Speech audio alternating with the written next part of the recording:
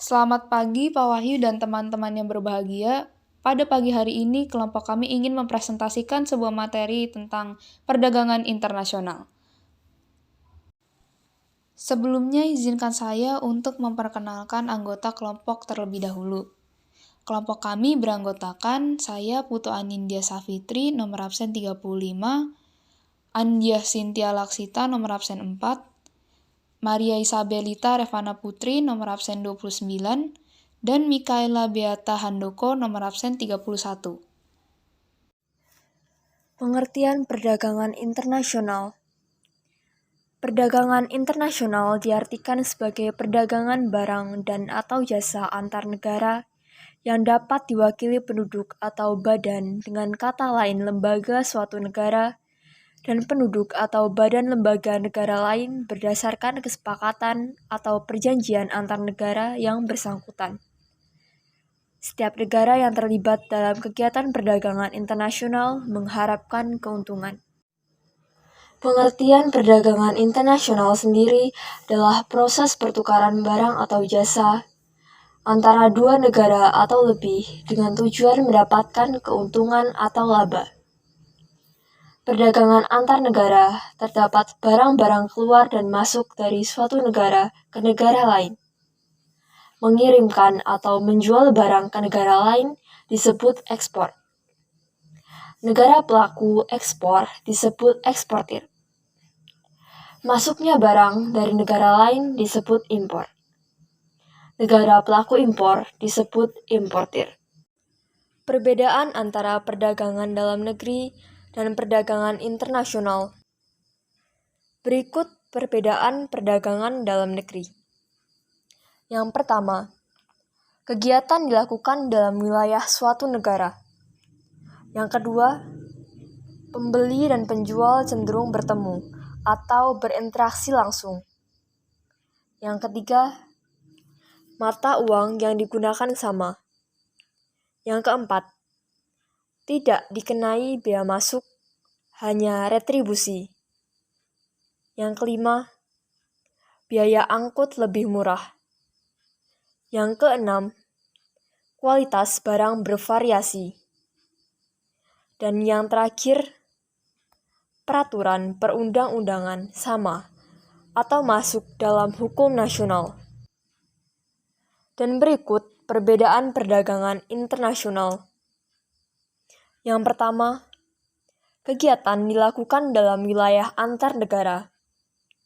Yang kedua, pembeli dan penjual tidak berinteraksi langsung. Yang ketiga, mata uang yang digunakan berbeda, sehingga menggunakan devisa. Yang keempat, dikenai pajak atau bea masuk. Yang kelima, biaya angkut lebih mahal. Yang keenam, kualitas barang harus mengikuti standar internasional. Dan yang terakhir, peraturan perundang-undangan berbeda atau masuk dalam hukum internasional. Ada beberapa faktor pendorong perdagangan internasional. Yang pertama, keinginan memenuhi kebutuhan dalam negeri. Yang kedua, perbedaan sumber daya alam yang dimiliki oleh setiap negara. Yang ketiga, perbedaan kualitas sumber daya manusia. Yang keempat, perbedaan ilmu pengetahuan dan teknologi. Yang kelima, perbedaan budaya suatu bangsa. Yang keenam, perbedaan upah dan biaya produksi. Yang ketujuh, perbedaan harga barang. Yang kedelapan, perbedaan selera. Yang kesembilan, keinginan memperluas jangkauan pasar. Dan yang terakhir, kemajuan pada era globalisasi. Manfaat perdagangan internasional. Berikut ini adalah manfaat dari perdagangan internasional, antara lain memenuhi kebutuhan barang dan atau jasa dalam negeri, menciptakan spesifikasi produk khas yang dihasilkan, meningkatkan hasil produksi dalam negeri, membuka kesempatan kerja, meningkatkan pendapatan negara dari devisa, mendorong pertumbuhan ekonomi, memperluas daerah pemasaran, mendorong kemajuan ilmu pengetahuan dan teknologi atau IPTEK, meningkatkan hubungan persahabatan antar negara, dan meningkatkan kualitas konsumsi masyarakat. Hambatan perdagangan internasional. Di samping manfaat yang dapat diperoleh dari perdagangan internasional, ada beberapa hambatan yang terjadi dalam perdagangan internasional.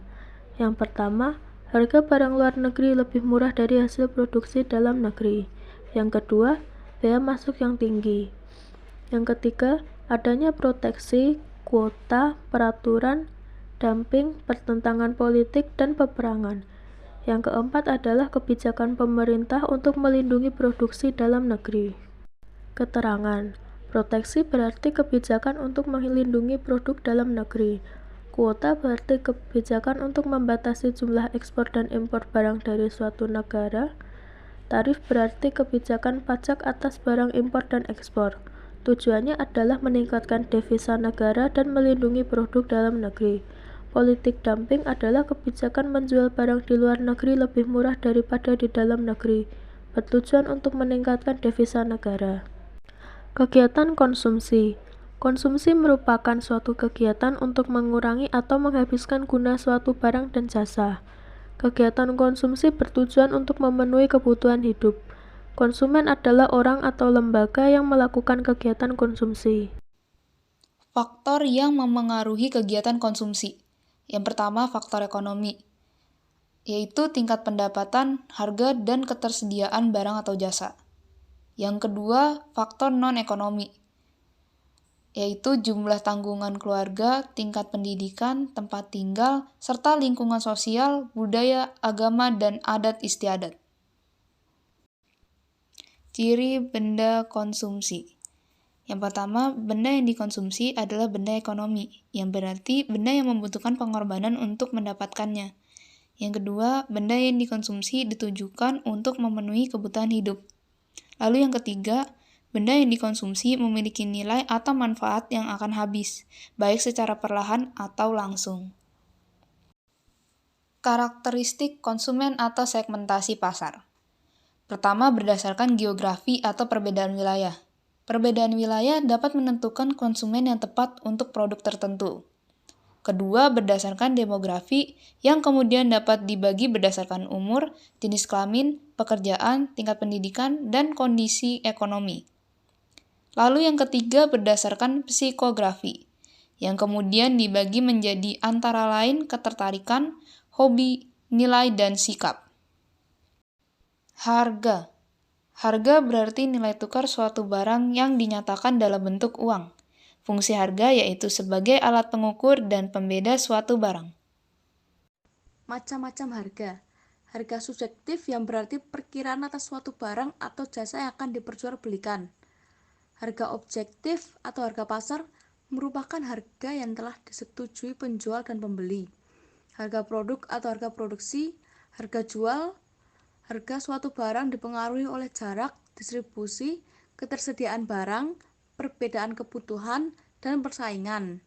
Untuk menjual produk luar negeri, perusahaan perlu memperhatikan biaya pengiriman serta biaya impor dari negara yang dituju atau menetapkan harga.